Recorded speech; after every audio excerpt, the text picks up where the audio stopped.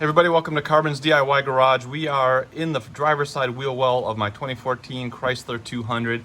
We're staring at the stabilizer bar link, and if you remember back from the video I did where I replaced the suspension on this car, on the passenger side I noticed that the boot was ripped on the stabilizer link over there, and I wish I had had a new one to replace it, and I should have done that to begin with.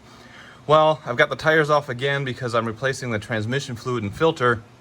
So I figured while I'm doing that job, I'll go ahead and replace the stabilizer bar links on the car, both sides, get that taken care of as well. So I'm going to go ahead and show you that, and it shouldn't take very long. If you're looking on how to do it, it's a pretty straightforward process.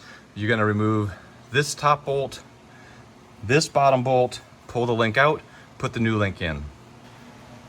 At least to break the torque, you need a 15mm socket, and then if the nut or the stabilizer bar link post starts spinning, then you can take that off, use a ratchet, ratcheting box wrench or just a box wrench, 15mm, and a 3/16 Allen will fit in here, and the Allen wrench will hold the post while you loosen the nut.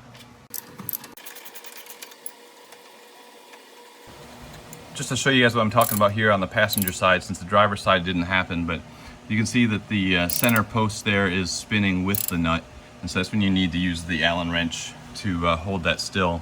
So you just slide that here like that, and then the nut will come free because the post is held still. Same thing on the bottom. Access is a little bit more of a pain, but otherwise it's exactly the same.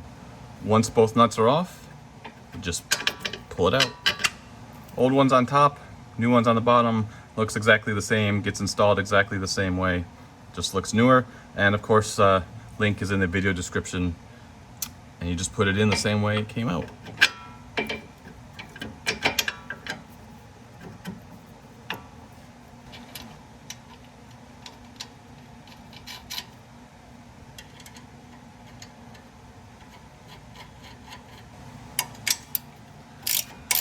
So of course these nuts have to be different size than the old ones. This is a 17mm instead of a 15mm.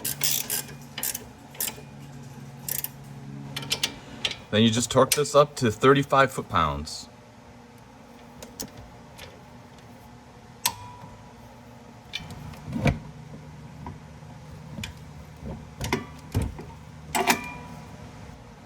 And that is all there is to it. It'll probably take you longer to get it up on jack stands or to put it up on the jack, take the tire off and get access in here. Really straightforward, easy to do, but never hurts to make a video because there's probably other people out there wondering exactly how to do it if there were any tips and tricks. So hopefully this video has been helpful to you.